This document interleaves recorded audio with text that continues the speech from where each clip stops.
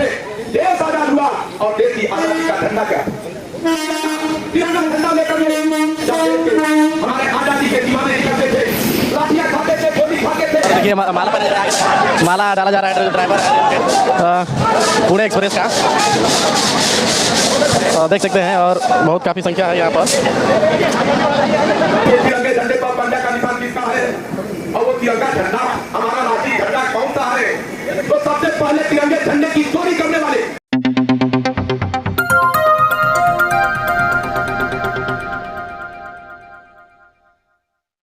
मिल्थरा road में Pune Gorakhpur Pune train का और कल एलटीटी ट्रेन मुंबई का ठहराव के संबंध में इस कार्यक्रम के आयोजक वाराणसी मंडल के अपर रेल प्रबंधक काउंसिल जी और कार्यक्रम में उपस्थित हमारी पार्टी के नेता और मिल्थरा रोड के पूर्व विधायक आदरणीय गोरख पासवान जी, हमारी पार्टी के नेता और मिल्थरा रोड के चेयरमैन प्रतिनिधि आदरणीय दिनेश गुप्ता जी, हमारी पार्टी के मंडल अध्यक्ष सतीश गुप्ता जी, हमारे मंडल अध्यक्ष पंकज जी,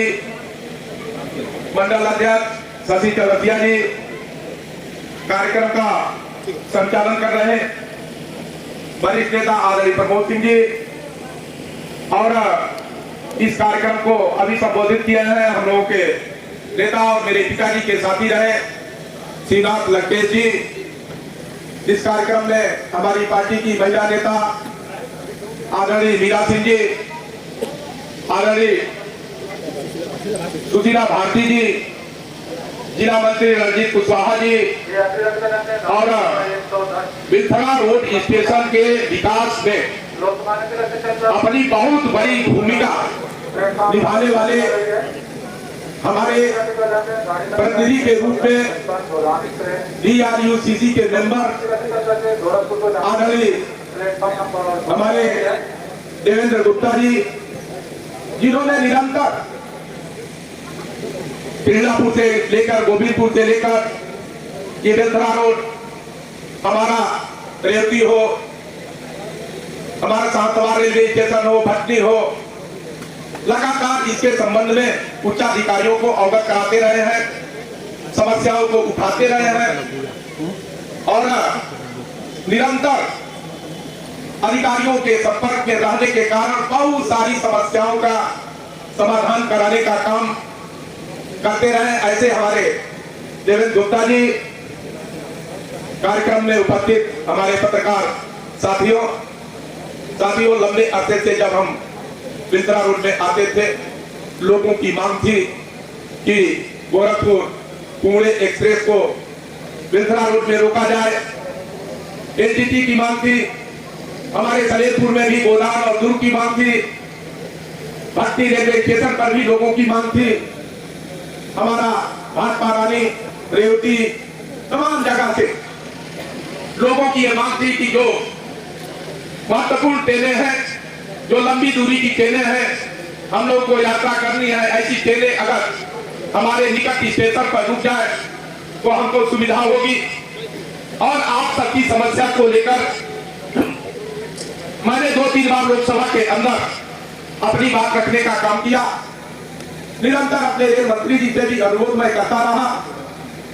और सौभाग्य की बात है साथियों, अभी 18 सितंबर से लेकर 22 सितंबर तक जब लोकसभा का एक विशेष सत्र चालू हुआ था, जिस सत्र में हम पुरानी लोकसभा को छोड़ करके नई लोकसभा में प्रवेश कर रहे थे, ऐसे समय में पुरानी लोकसभा के सेंट्रल हॉल में सवेरे लगभग 10-साढ़े 10 बजे के आसपास हम बैठे थे, सोच रहे थे कि आज माननीय मंत्री जी से मिलेंगे, मिल करके हम बात करेंगे कि ट्रेनों का ठहराव हो जाए। और सौभाग्य है क्षेत्र का, हमारा भी सौभाग्य, अचानक से संयोग से माननीय रेल मंत्री जी सेंट्रल हॉल में स्वयं चले आए अभी 2-4 सांसद ही मुश्किल से पहुंचे थे, हम लोगों की बात होने लगी और हमने वही पर रखा। माननीय मंत्री जी, हमारे लोकसभा क्षेत्र में बहुत सारे क्षेत्रों पर लोगों की मांग रही है, आपको मैंने अवगत कराया है, ट्रेनों का ठहराव हो जाए। और हमें खुशी है कि तुरंत माननीय रेल मंत्री जी ने अपने संबंधित अधिकारी को जहां भी निर्देश देना था उन्होंने निर्देश दिया। और शाम को जैसे ही 6:30 बजे हम अपने आवास पर पहुंचे, रेल मंत्रालय से रेल अधिकारी का फोन आया कि आपने माननीय मंत्री जी से अनुरोध किया था 7 ट्रेनों को रोकने के लिए, वो 7 ट्रेन को रोकने का स्वीकृति माननीय मंत्री जी ने जारी कर दिया है और उसको आगे व्हाट्सएप पर हम भेज रहे हैं। हमको उम्मीद नहीं थी कि जितनी मांग मांगे हैं सब पूरी हो जाएगी, और बड़ी खुशी हुई कि जितनी ट्रेन मैंने पैड पर लिख के दिया था सारा का सारा मंत्री जी ने स्वीकृत कर लिया। मैंने दिनेश गुप्ता को फोन किया, खुशी बहुत थी, प्रसन्नता थी कि बहुत लंबे अरसे से जो लोगों की मांग थी वो पूरी हो गई। दिनेश गुप्ता को मैंने बताया, ये भी बड़े खुश हुए और सारे जगह सूचना गई। कल सलेमपुर में हमने झंडी दिखा करके वहां से गोदान एक्सप्रेस को रुकवाने का ठहराव का काम शुरू हुआ। वहां पर भी 2 ट्रेनें रुक रही हैं। आज आपके बिथरा रोड में ये ट्रेन का ठहराव हो रहा है, एक ट्रेन और रुकने वाली है, वो भी रुक जाएगी। और इसी तरह से हमारे रेवती में इंटरसिटी एक्सप्रेस आज भोर में 5 बजे वहां की विधायक केतकी सिंह जी ने, मैं 5 बजे नहीं पहुंच पा रहा था तो मैंने कहा कि आप झंडी दिखा करके रवाना करिए, तो रेवती में इंटरसिटी भी रुक गई और भटनी में 16 तारीख को ट्रेन रुक गई। भाजपा रैली में आज के भोर में कल सवेरे 6 बजे ट्रेन को हरी झंडी दिखा करके हम लोग रवाना करेंगे। तो जो मांग हमने अपने रेल मंत्री जी से किया था सारी मांगें पूरी हो गई, लेकिन हम जानते हैं इच्छाएं तो अनंत होती है और सभी लोग चाहते हैं कि जो स्टेशन संबंधित स्टेशन जहां होता है कोई भी ट्रेन चले, लोग चाहते हैं कि हमारे स्टेशन पर वो ट्रेन जरूर रुकनी चाहिए। और हम भी चाहते हैं कि हमारे लोकसभा में जितने महत्वपूर्ण स्टेशन हैं उन स्टेशनों से गुजरने वाली लंबी दूरी की ट्रेनें रुके। उस क्रम में ट्रेनों का ठहराव शुरू हुआ है। आप सबने मुझको और ट्रेनों के बारे में, शालीमार ट्रेन के बारे में, बापू धाम के बारे में और कौन ट्रेनों के बारे में लोगों ने मुझको लिख के दिया है। अभी गोविंदपुर में मांग हो रही थी, अभी हमारा फरक्का स्टेशन है छूट गया, वहां का भी है।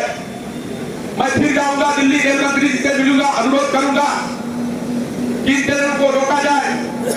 लेकिन साथियों एक बात मैं कहना चाहता हूं, 2014 में मोदी जी के नेतृत्व में देश में भारतीय जनता पार्टी की सरकार बनी थी। यहाँ पर बहुत सारे वरिष्ठ लोग बैठे हैं जो बेलतरा रोड के मूल निवासी भी हैं, और 2014 के पहले की बेलतरा रोड का स्टेशन, बेलतरा रोड का मार्केट और बेलतरा रोड की स्थिति 2014 के पहले थी और आज की जो स्थिति है, जब दोनों में आप तुलना करेंगे तो निश्चित रूप से हमारे प्रधानमंत्री जी ने जो परिवर्तन का नारा देकर के, विकास का नारा देकर के देश में प्रधानमंत्री का पद संभाले थे, हमको लगता है कि आपको वो परिवर्तन खास करके बेलतरा रोड रेलवे स्टेशन से लेकर मार्केट तक दिखेगा कि कितना बड़ा परिवर्तन हुआ। ये पहले नहीं था। स्टेशन जिस अवस्था में थी, जो दुकानें थी एक लाइन से बनी थी, बीच से एक गलियारा का सड़क निकलती थी और मार्केट की जो सड़क थी नाले में तब्दील थी। लंकेश जी चर्चा कर रहे थे मेरे पिताजी की, पहली बार उन्होंने अपने नदी से 25 लाख रुपया देकर उस समय मार्केट की सड़क को बनवाने का काम किया था। आज हम अभिनंदन भी करना चाहेंगे अपने बेलतरा रोड के 2 बार लगातार चेयरमैन रहे और आज फिर चेयरमैन प्रतिनिधि के रूप में दिनेश गुप्ता ने मेरे सहयोग से जो काम बेलतरा रोड के लिए किया है उसकी देन है कि आप सब निरंतर 1 बार नहीं, 2 बार नहीं, तीसरी बार अपना नेतृत्व देने का काम किए।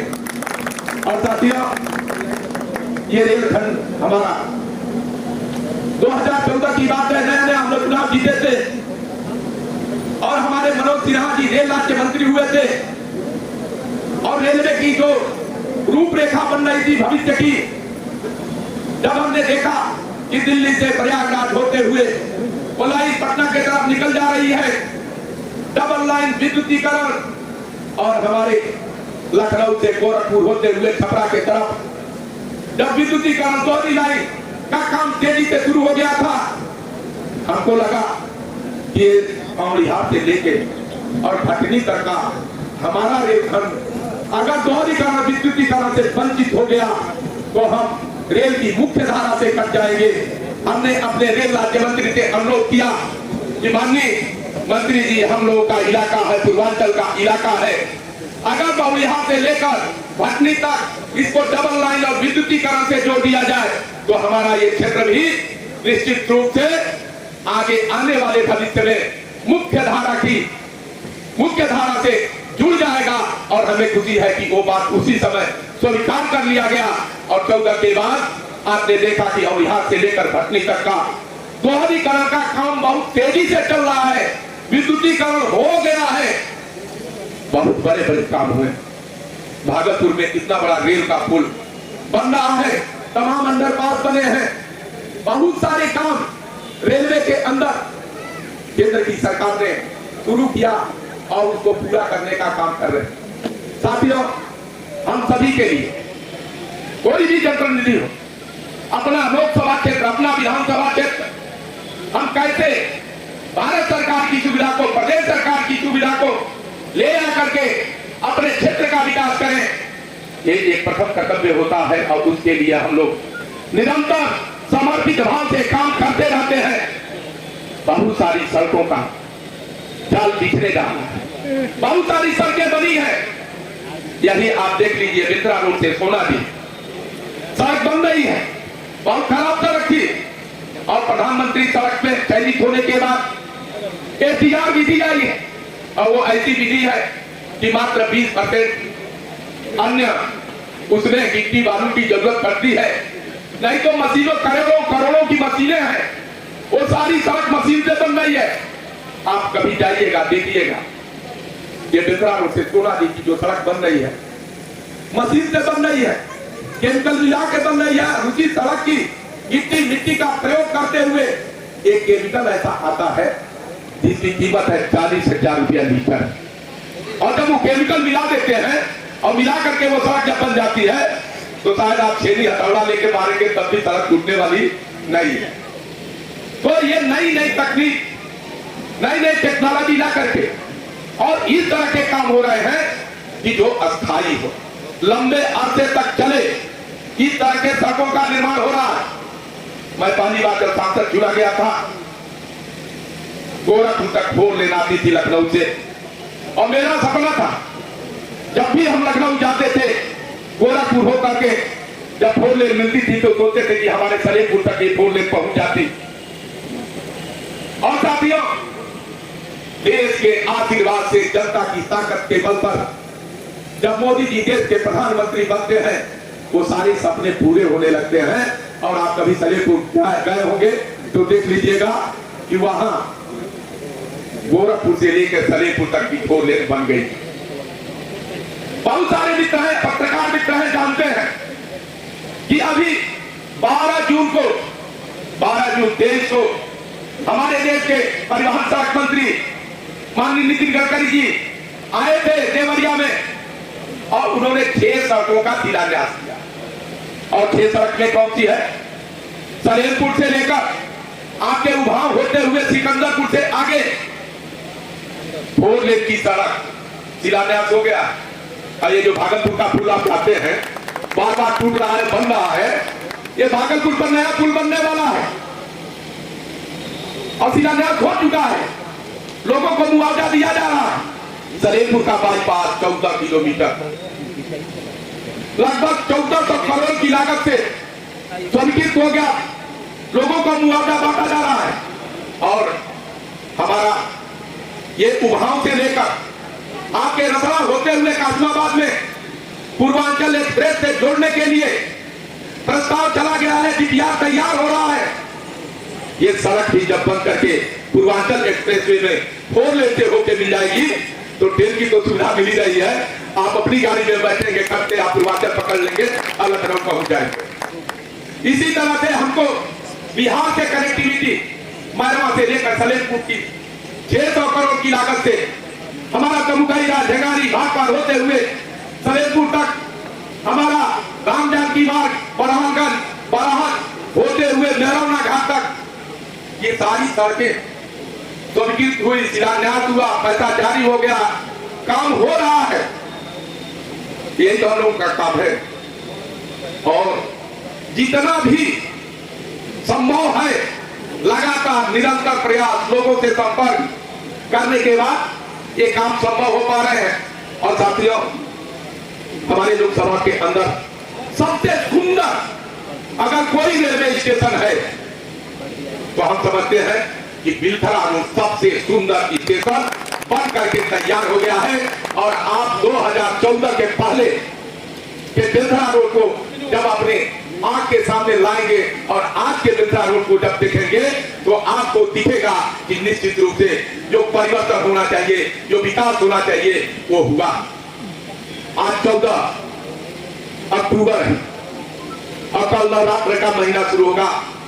माता जी की हम सब लोग कलश स्थापना करेंगे, पूजा करेंगे। आज मैं 14 तारीख को आप सबसे कहना चाहता हूं कि अभी जितना विकास हुआ इससे हम लोग संतुष्ट नहीं है, न सरकार संतुष्ट है। और एडीआरएम साहब ने आपके सामने घोषणा किया है, बताया है 16 करोड़ 8 लाख रुपए की लागत से अभी बहुत सारे काम आपके ये बिलथरा रोड स्टेशन पर होना है। आप कल्पना करिए जब 16 करोड़ 8 लाख रुपया लग करके बिलथरा रोड में फिर काम होगा तो कितना सुंदर, कितना अच्छा दृश्य होगा, कितना अच्छा ये स्टेशन बनेगा। सलेमपुर रेलवे स्टेशन के लिए 8 करोड़ रुपया वहां भी स्वीकृत हुआ। अमृत योजना के अंतर्गत स्टेशनों का चयन हुआ। हमारे लोकसभा के अंदर जितने महत्वपूर्ण स्टेशन हैं सब अमृत योजना के अंदर चयनित कर लिए गए।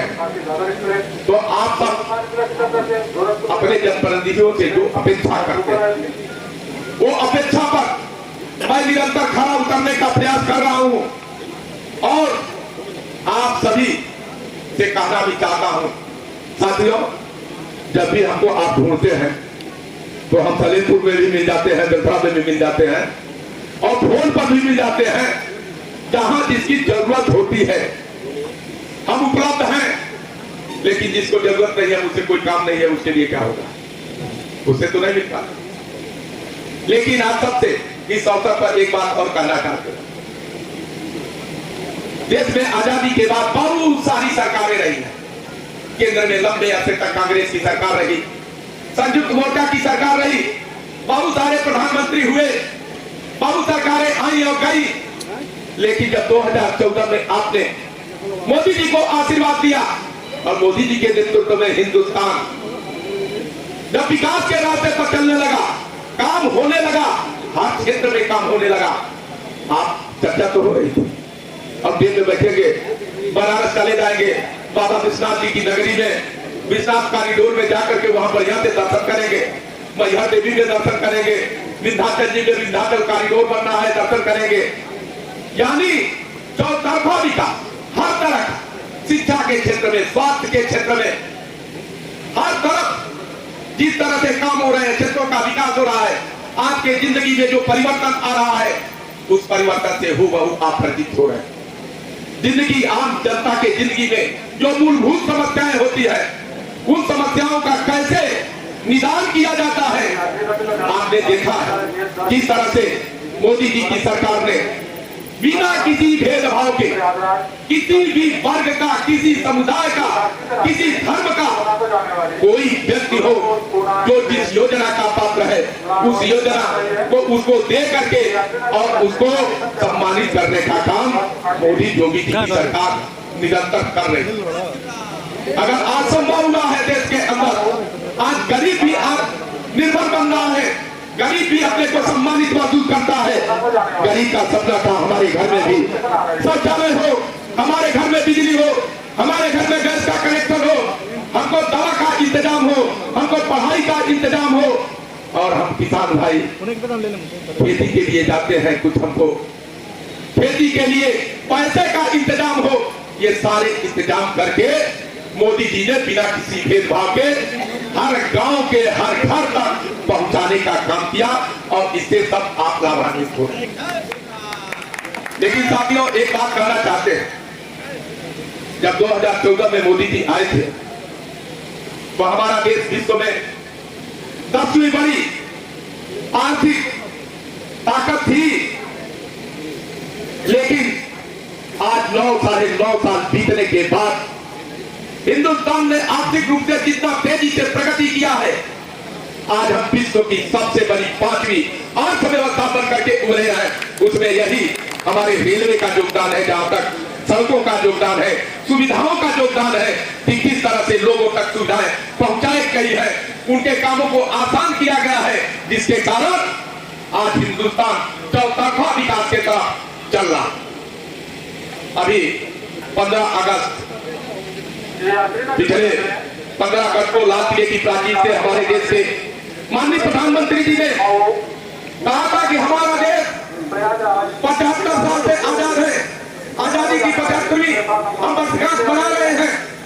लेकिन साथियों, आने वाला 25 साल जब हमारी आजादी के 100 साल होंगे, हमारा हिंदुस्तान कहां होगा, उसका विजन उन्होंने देश की जनता के सामने रखा, और देश की जनता से कहा उन्होंने कि संकल्प से सिद्धि का हमको व्रत लेना होगा, और जिस व्रत के आधार पर हम जब 25 साल के लिए हिंदुस्तान के विकास की बात करेंगे, तो आने वाले 2047 तक हिंदुस्तान विश्व की सबसे बड़ी अर्थव्यवस्था बनकर के उभरे, विश्व की सबसे बड़ी ताकतवर सैन्य ताकत हो।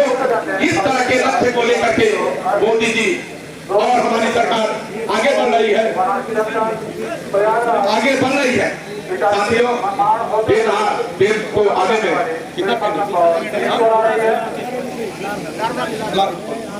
पहरेदार उड़ा रही है, बस आ ही जाएगी, फिर आपके बीच तब तक आप लोगों से बात हो रही है, और देश की और प्रदेश की विकास की कोई बात मैं भाषण केवल नहीं कर रहा, इसके सबके आप गवाह।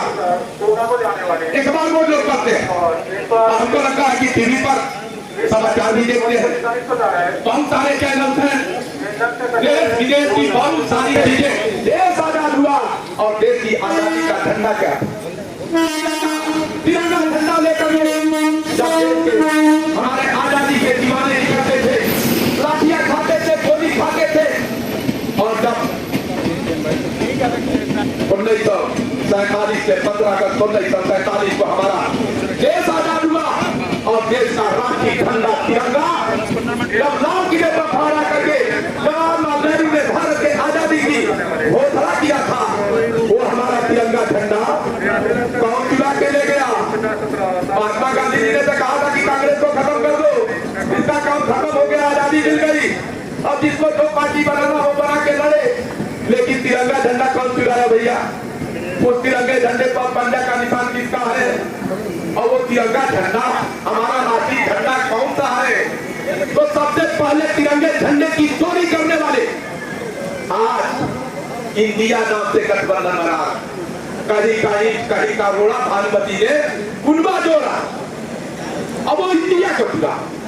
वो कह रहे हैं जब हम लोग का स्पेशल संसद शुरू हुआ अभी, तो पूरे देश भर में हमला हो गया कि साहब वो तो इंडिया का नाम बदल करके भारत करने जा रहे हैं मोदी जी। आप लोगों ने डिबेट होगा सुना होगा, टीवी पर बहुत आ रहा कि मोदी जी इंडिया का नाम बदल रहे हैं। तो लोगों ने पूछा क्या कर रहे हैं भाई? पहले भारत कर रहे हैं। एक तो भारत तो ये हम लोग का बहुत ही पुराना, इसका जब स्थापना हुई होगी किसी ने तो देखा नहीं, लेकिन भारत तो अपने जन्म काल से ही भारत है, भारतवर्ष है, हिंदुस्तान है। ये इंडिया कहां से आया?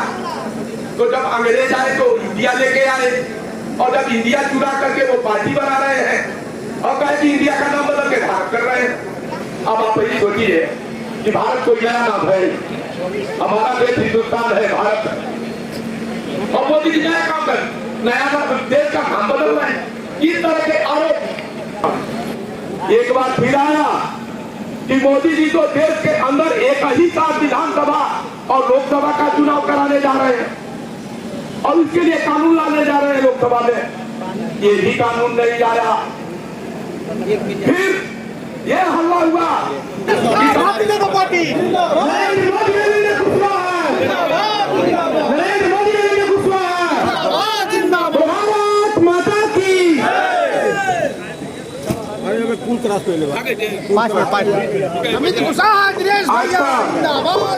यह क्षण ऐतिहासिक है। पूरे बेलथरा रोड के लगभग 50 किलोमीटर के आसपास के लोगों के लिए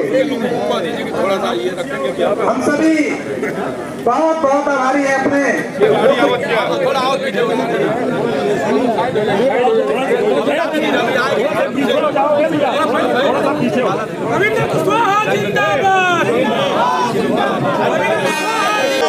नमस्कार दोस्तों, मैं शिवशंकर मौर्य और मेरे साथ हैं विष्णु सिंह कुशवाहा और आप देख रहे हैं यूपी सच तक खबर। हम लोग हैं अभी बेलथरा रोड रेलवे स्टेशन पर और यहाँ पर जो ट्रेन है पुणे एक्सप्रेस पहली बार यहाँ पर ठहराव होने चालू हो गया है बेलथरा रोड से। और ये गोरखपुर से होते पुणे तक जाएगी। वो ट्रेन आ गई है। देख सकते हैं भारतीय रेल जो है यहाँ पर आ गई है। यहाँ पर आए हैं हमारे क्षेत्र के सांसद जी जो रविंद्र कुशवाहा हैं। और तू बाट ले बनाऊँ दे। नहीं बाट ले लीजिए, आगे चलो। देख सकते हैं यहाँ पर तमाम लोग पहुँचे हैं और ये रविंद्र कुशवाहा जी है यहाँ पर पहुँच चुके हैं रेलवे स्टेशन पर। हरी झंडी दिखाने का प्रयास हो रहा है। जैसे अब हरी झंडी दिखाकर इतना बढ़िया बना दी, हरी झंडी दिखाया जा रहा है। और देखिए माला पहना जा रहा है, आगे माला डाला जा रहा है। जो ड्राइवर है पुणे एक्सप्रेस का देख सकते हैं और बहुत काफ़ी संख्या है यहाँ पर।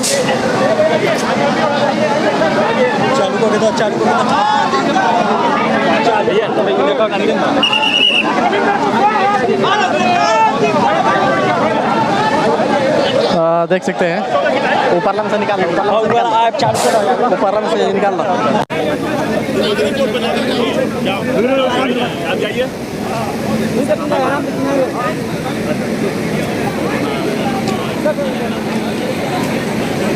नीचे से ऊपर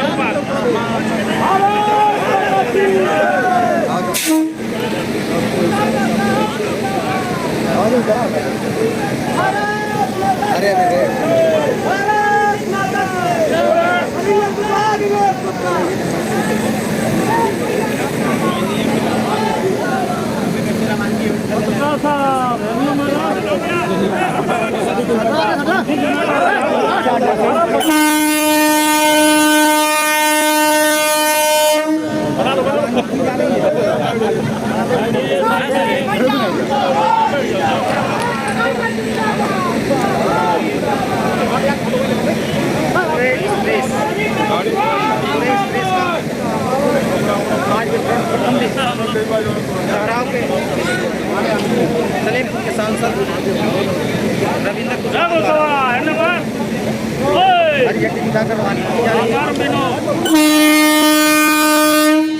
भारत माता के, भारत माता के, रविंद्र कुशवाहा दिवस का